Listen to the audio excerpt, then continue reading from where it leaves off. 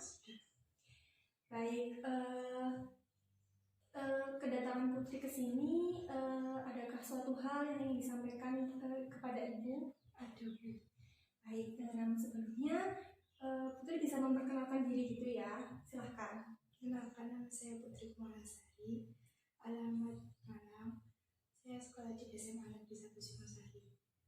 Oh, jadi Putri ini sedang bersekolah gitu ya? Iya. Kira-kira kelas berapa Putri? Saya masih kelas 10 Mengambil jurusan IPS. IPS. Nah, tadi Putri mengatakan bahwa sekolah di SMA Negeri 1 Singosari. Jadi itu di Malang, Singosari gini ya? Iya. Baik, kemudian sebelum kedatangan Putri ke sini itu apa kegiatan yang Putri lakukan? Saya belajar di rumah jadi mengikuti pelajaran lewat HP. Jadi kesibukan Putri itu belajar daring gitu ya. Mungkin selain itu ada kegiatan yang lain? Tidak ada. Baik, bagaimana kabarnya Putri hari ini? Alhamdulillah baik. Baik, saya juga senang sekali gitu ya, karena Putri kemarin juga sudah menghubungi saya kan melalui WhatsApp, dan sekarang kita itu melakukan pertemuan atas kesepakatan yang sudah kita lakukan kemarin gitu ya Putri. Baik, mungkin apakah Putri sebelumnya sudah pernah melakukan konseling? Belum pernah, Bu. Jadi ini adalah kali pertama gitu ya Putri Iya. melakukan konseling gitu. Kenapa Putri gak pernah melakukan konseling gitu? Mungkin ada suatu hal gitu yang membuat Putri enggan untuk melakukan konseling. Takut dulu itu takut kalau misalnya kan waktu sekolah, kalau misalnya konseling kan kita masuk ke ruang BK, nah itu kan nanti jadi bahan pembicaraan satu sekolah. Kan kalau masuk BK. Ya, masuk BK itu kayak anak nakal. Oh, baik, berarti dapat dikatakan menurut persepsi yang ada di dalam sekolah maupun Putri juga ini, kalau masuk BK itu kita bakalan dilabeli dengan anak yang nakal gitu ya. Iya. Padahal yang sebenarnya BK itu tidak seperti itu Putri ya. Tidak semua anak nakal itu masuk ke dalam BK. Nah mungkin karena mengalami kesulitan mungkin, atau mungkin ingin mencari teman curhat gitu. Nah, bisa datang ke ruang BK gitu. Jadi ini pertama kali gitu ya? Pertama kali. Baik, jadi karena pertama kali mungkin Putri masih belum tahu gitu ya konseling itu seperti apa sih gitu. Iya, Baik, saya akan jelaskan sedikit terkait konseling yang mana untuk pemahaman Putri gitu. Nah, bimbingan konseling itu adalah suatu layanan yang diberikan untuk memfasilitasi konseling. Nah, konseling sendiri itu adalah Putri. Nah, saya di sini sebagai konselor akan memfasilitasi Putri dalam menyelesaikan permasalahannya. Namun, untuk menyelesaikan masalah ini dari kemampuan Putri sendiri. Itu mungkin nanti Putri memiliki keputusan sendiri secara mandiri gitu. Jadi Putri, jadi di sini Ibu itu hanya mengarahkan dan memfasilitasi. Namun untuk penyelesaiannya itu dari diri Putri sendiri gitu. Apakah bisa dipahami? Baik, sebelumnya untuk melakukan konseling ini juga diperlukan kesukarelaan gitu. Putri datang ke sini secara sukarela atau terpaksa gitu? Sukarela. Baik, karena Putri merasa bahwa kedatangan ke sini secara sukarela, diharapkan nanti Putri ini tuh secara terbuka gitu ya untuk menceritakan segala permasalahan yang dialaminya. Nah, Putri tidak perlu khawatir untuk menceritakan semua unek-unek ataupun perasaan yang mungkin mengganggu gitu ya dalam kehidupan Putri. Karena di sini saya sebagai konselor itu harus memegang asas kerahasiaan, yang mana segala permasalahan atau cerita yang disampaikan Putri itu tidak boleh disebarkan gitu. Nah, nanti Putri tidak perlu khawatir atau takut gitu, misalnya nanti permasalahan itu diketahui oleh orang lain. Karena di sini saya akan menjaga permasalahan yang dialami oleh Putri. Apakah bisa dipahami? Baiklah, karena saya rasa Putri juga sudah memahami gitu kan apa yang sekiranya terkait bimbingan konseling itu. Nah, sebelumnya mari kita sepakati bahwasanya konseling kita hari ini akan kita lakukan kurang lebih 30 menit gitu. Apakah Putri bersedia? Bersedia. Baiklah, apabila bersedia silahkan Putri untuk menceritakan permasalahannya. Silahkan. Dengan biasa saja gitu. Iya. Jadi saya punya permasalahan waktu pembelajaran daring.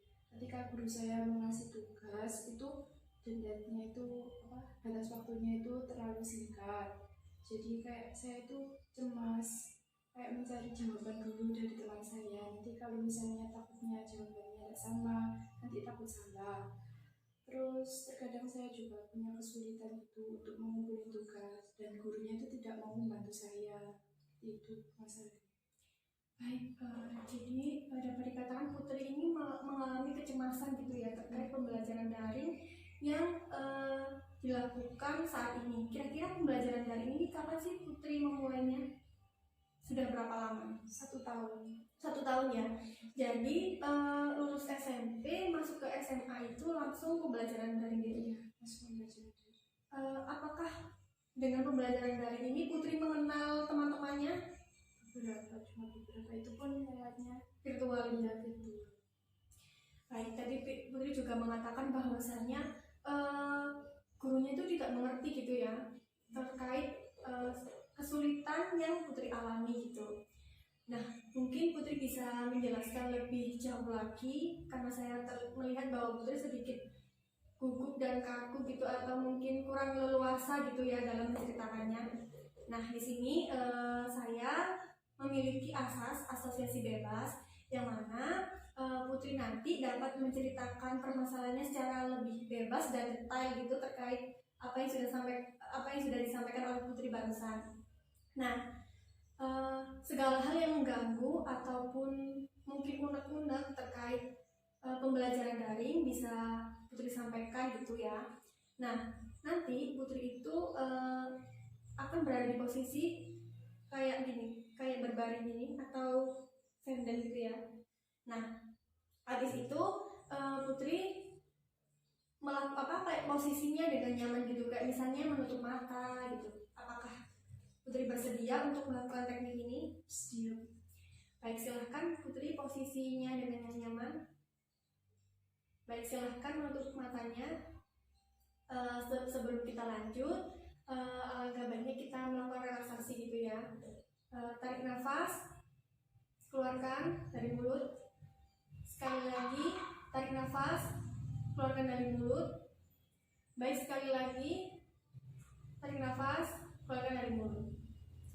Baik, silahkan Putri menjelaskan atau menceritakan permasalahan yang lebih dalam lagi terkait apa yang dirasakan Putri saat Saya sangat kesulitan waktu belajar daring. Semua materi yang dijelaskan oleh guru itu tidak pernah masuk dalam pikiran saya. Guru juga sulit untuk menjelaskan lewat Google Meet. Karena banyak siswa di kelas saya yang tidak pernah mengikuti Google Meet. Jadi guru itu enggan mengasih materi. Sementara itu saya itu juga butuh materi, tapi teman-teman saya yang lain itu tidak mendukung programnya guru. Jadi kayak kita itu tidak bisa apa-apa waktu pembelajaran daring ini. Sedangkan saya juga mau naik ke kelas 11. Itu saya tidak mempunyai bekal apa-apa untuk ke kelas 11.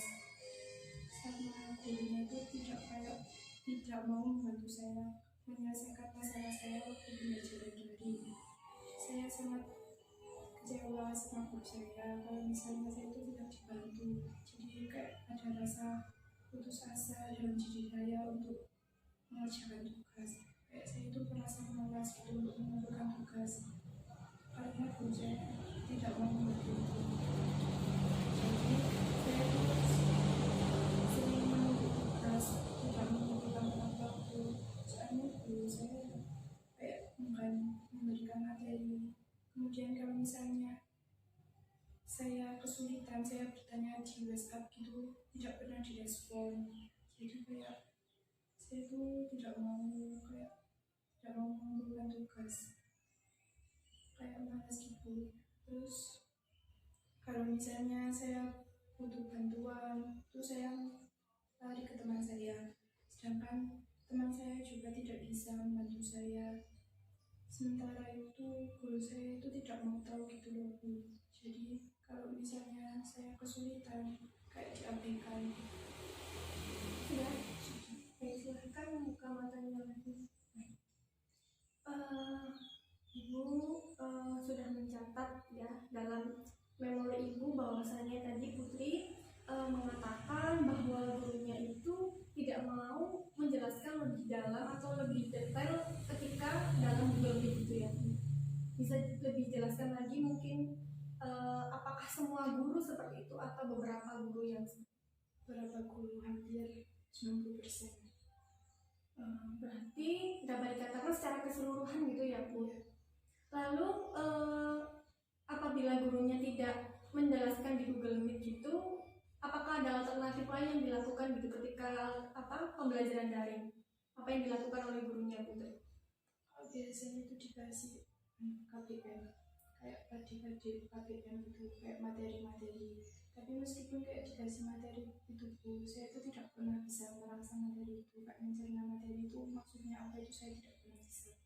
Jadi kayak sulit gitu ya untuk memahami materi yang diberikan.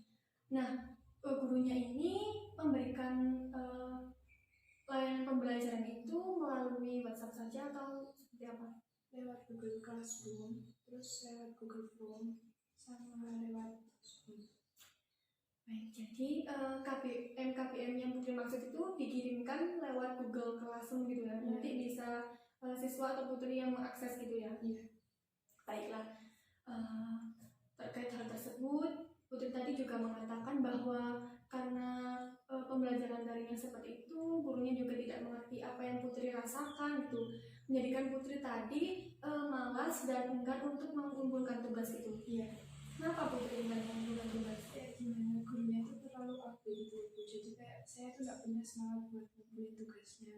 Apa ya? Iya, kayak nggak mau tahu gitu loh. Jadi tuh kayak misalnya kita kesulitan ya itu jadi kesulitan kita, bukan jadi kesulitannya guru. Jadi kalau guru itu cuma katanya ya sudah, kalau dikasih tugas ya itu, terus yang menyelesaikan masalah itu ya siswanya, bukan gurunya gitu. Baik, dapat dikatakan bahwa gurunya itu kurang perhatian gitu ya, atau mungkin lepas dari tanggung jawab karena seorang guru itu harus memfasilitasi muridnya untuk belajar. Nah, yang Putri rasakan ini hanya ketika sudah diberikan tugas ya itu sudah menjadi urusan kamu sendiri gitu, kamu yang bertanggung jawab sendiri gitu. Entah kamu mau mengumpulkan atau tidak, apakah gurunya pernah menegur gitu. Kan tadi Putri mengatakan bahwa saya juga pernah hidupku nggak mengumpulkan tugas gitu. Apakah Kalau itu tidak pernah Bu, jadi kayak nggak pernah kayak menegur. Kalau misalnya kita nggak ngumpulin tugas itu ya udah, gurunya tuh kayak nggak mau tahu gitu. Jadi kalau misalnya kita nggak ngumpulin tugas, biasanya itu yang kayak mengingatkan tuh wali kelas, soalnya gurunya itu marah-marah ke wali kelas.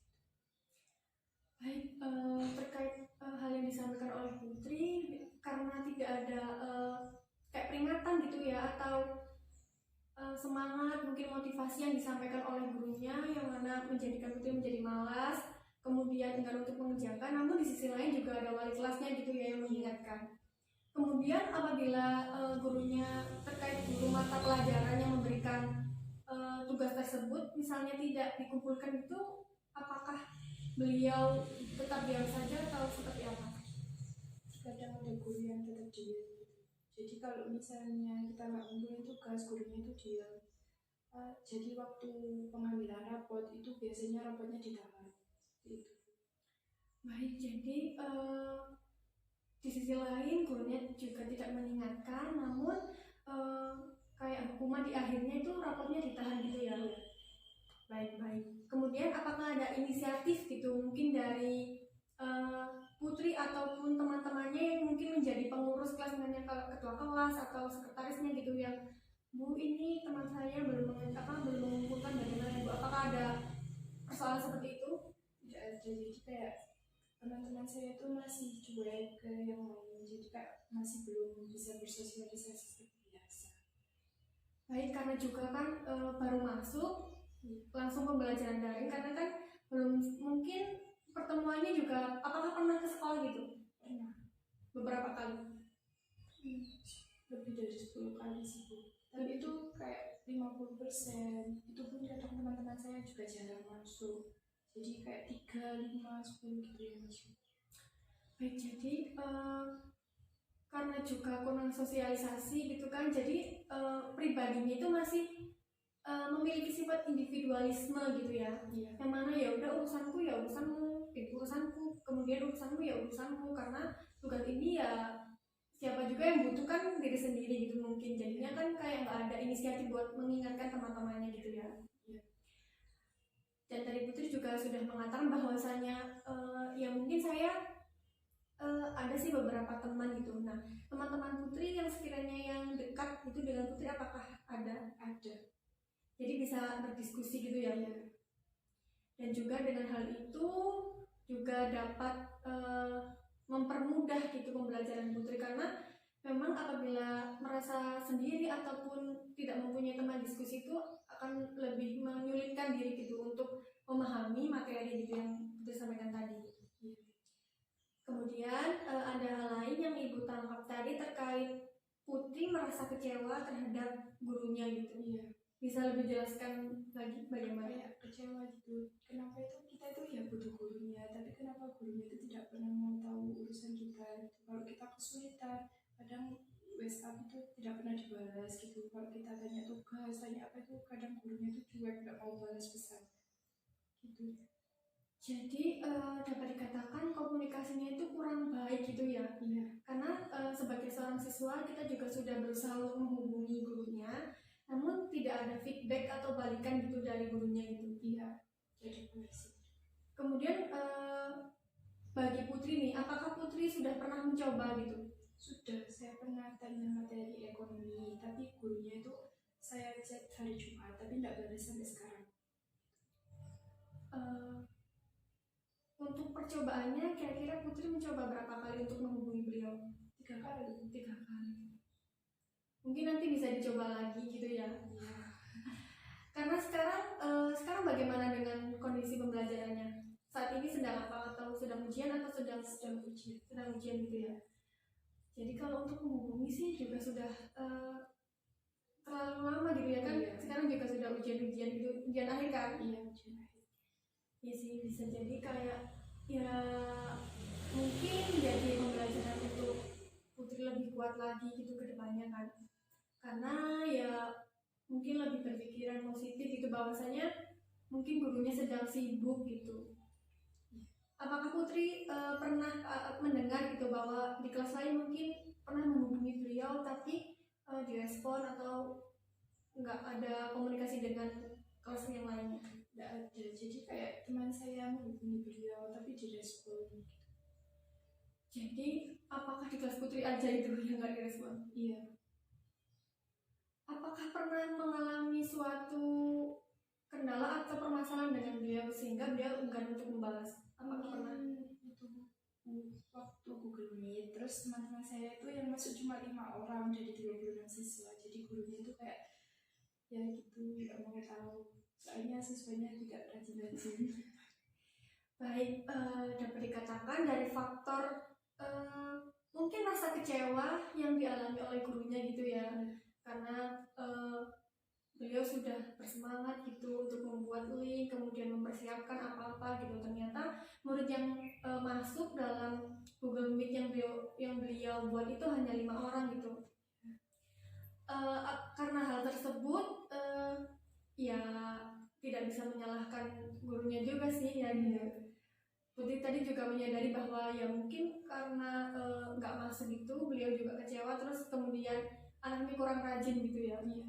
Apakah setelah kejadian itu ada komunikasi lagi atau minta maaf gitu kepada beliau? Kelas saya yang minta maaf, jadi mewakili satu kelas. Baik. Lalu bagaimana responnya? Apakah Putri tahu? Jadi kayak dirahasiakan sama kakak saya. Baik. Kenapa harus dirahasiakan ya? Padahal kan itu untuk perwakilan satu kelas ya, setidaknya kan harus semuanya tahu gitu. Misalnya beliau tidak membalas kan nanti kita juga bisa kayak secara individu gitu untuk meminta maaf kepada beliau gitu. Mungkin kalau pesannya beliau itu suruh mengingatkan aja kalau misalnya pagi-pagi Google Meet itu teman-teman saya masih tidur, jadi suruh telepon satu-satu. Oh, baik-baik. Jadi ya ada suatu pengakuan yang bagus sih, yang menurut saya terkait kesadaran diri mungkin karena itu tidak bisa bangun gitu ya. Jadinya ya nggak bisa masuk semua gitu. Kira-kira berapa sih di kelas Putri itu siswanya? 36 siswa. 36 siswa yang masuk hanya 5 orang. Berarti 31-nya kemana? Tidur semua.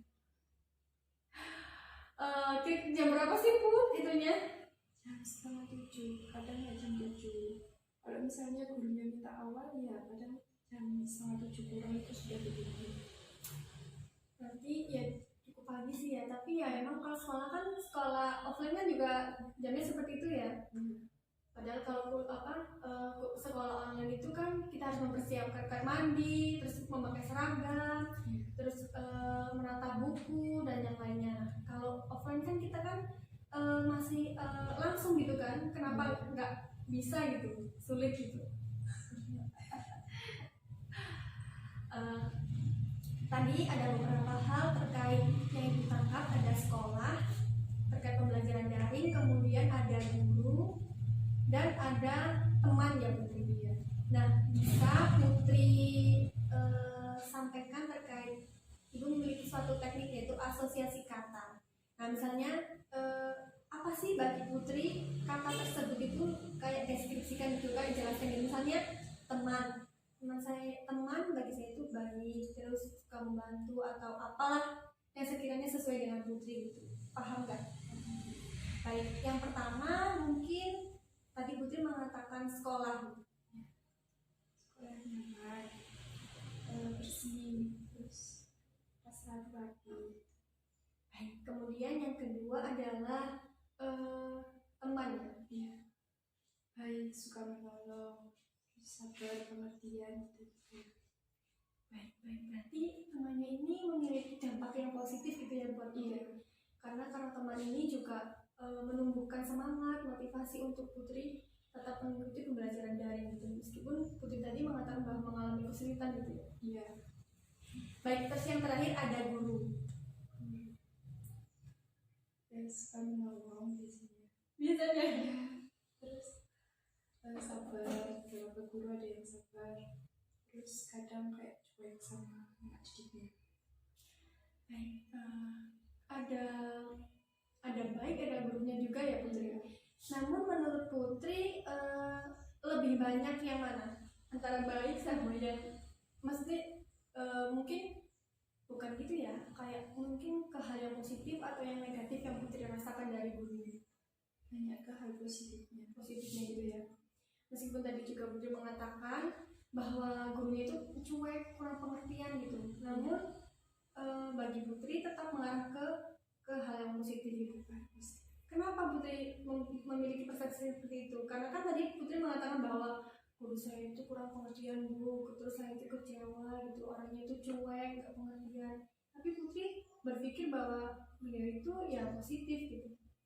Kan kayak pikiran saya kalau guru seperti itu kayak melatih anak didiknya supaya lebih tanggung jawab, terus memiliki kesadaran diri, supaya disiplin seperti itu. Wah, bagus sekali ya Putri memahami atau menyadari gitu ya bahwasanya dengan sikap gurunya seperti itu melatih mental siswanya gitu ya, agar lebih disiplin, terus rajin gitu kan, dan semangat gitu untuk ya mungkin untuk mengerjakan tugas, untuk mencari gurunya gitu ya. Baik, terus kembali ke awal tadi yang belum terbahas gitu terkait rasa kecewa Putri. Nah, sebelumnya apakah Putri sudah pernah berkomunikasi atau mengkomunikasikan kepada gurunya gitu? Pernah, saya tidak berani. Kenapa nggak berani? Takut dimarahin gitu ya? Baik, apabila saya memberikan kesempatan kepada Putri untuk menyampaikan suatu hal yang sekiranya selama ini menjadi unek-unek atau mungkin berada dalam perasaan Putri selama ini yang belum tercurahkan gitu, Putri bisa mencurahkannya kepada saya gitu. Nah, ini adalah suatu teknik transferensi. Nah, Putri menganggap saya itu sebagai guru Putri yang sekiranya sudah membuat Putri kecewa gitu ya. Putri nanti bisa menyampaikannya kepada saya tanpa harus merasa takut gitu. Putri harus berani gitu ya. Karena kan saya hanya sebuah figuran atau subjek yang mungkin menjadi angan-angan yang dapat ditujukan untuk saya gitu. Apakah bisa dipahami? Bisa, Bu. Baik, silakan Putri bersandar. Silakan menutup mata. Kemudian tarik nafas, buang, tarik nafas, buang, tarik nafas, buang. Baik, silahkan Putri menyampaikan sekiranya unek-unek atau perasaan yang selama ini belum dapat tercurahkan. Saya meminta Ibu untuk selalu perhatian kepada siswanya, karena dengan perhatian Ibu itu selalu membuat siswa lebih semangat untuk belajar di rumah. Kalau misalnya Ibu tidak mau tahu dengan siswanya, siswa tidak akan mau untuk mengumpulkan tugasnya. Dan Ibu juga harus lebih sabar pada siswanya. Kalau misalnya mengasih batas waktu untuk mengumpulkan tugas itu jangan terlalu singkat. Soalnya di sisi lain siswa juga menyelesaikan tugas yang belum selesai. Jadi saya meminta kelonggaran waktu untuk Ibu memberikan waktu yang lebih panjang kepada siswanya dalam mengumpulkan tugas. Kemudian kalau misalnya siswanya butuh bantuan, sebaiknya Ibu membantu, jangan malah diabaikan seperti itu. Baik, sudah, silakan. Bagaimana perasaan Putri setelah menyampaikan hal tersebut? Sudah lega, Bu. Sudah lega gitu ya? Karena mungkin sebelumnya Putri nggak sanggup gitu kan untuk menyampaikannya karena kan takut gitu ya yang Putri rasakan dia. Harapan terkait Putri tadi yang Ibu dengar, Ibu tangkap terkait keluhan-keluhan yang selama ini Putri rasakan dalam pembelajaran daring gitu ya? Iya. Karena tadi juga Putri sudah menjelaskan kepada saya terkait rasa kecewa karena gurunya yang kurang pengertian gitu ya terhadap Putri ataupun teman-temannya gitu. Kemudian tadi juga Putri mengatakan bahwasannya kalau siswanya itu butuh bantuan ya mau dibantu gitu Bu ya. Iya. Apakah semua guru tidak merespon gitu Putri? 90%.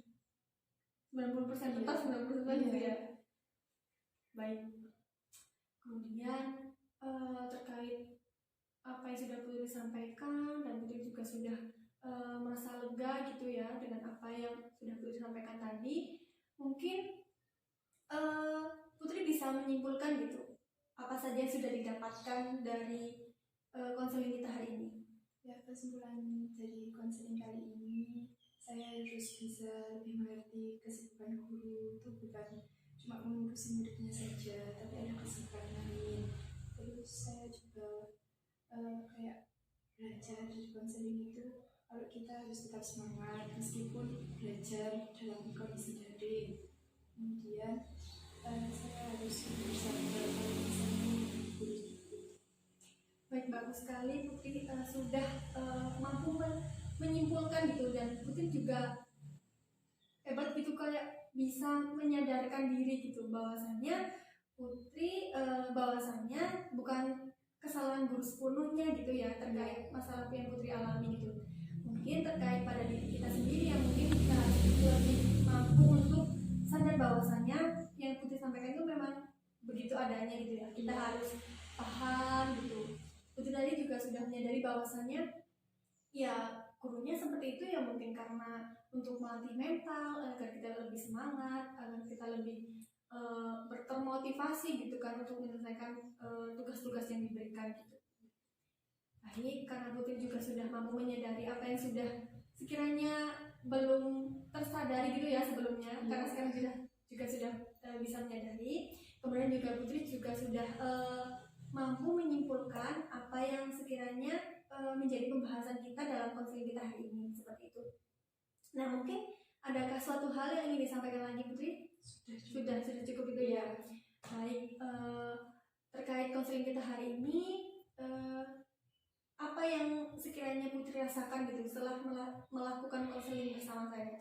Kayak lebih lega, terus banyak motivasi, terus saran-saran gitu.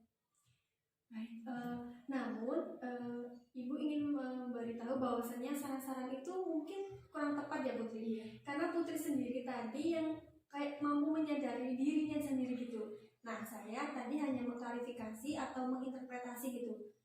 Atau kayak mengulang gitu loh apa yang Putri sampaikan gitu. Nah, dari situ Putri kayak terpacu bahwa oh ya memang sebenarnya ya bukan dari saya gitu, tapi dari Putri sendiri gitu. Iya. Baik, terkait hal tersebut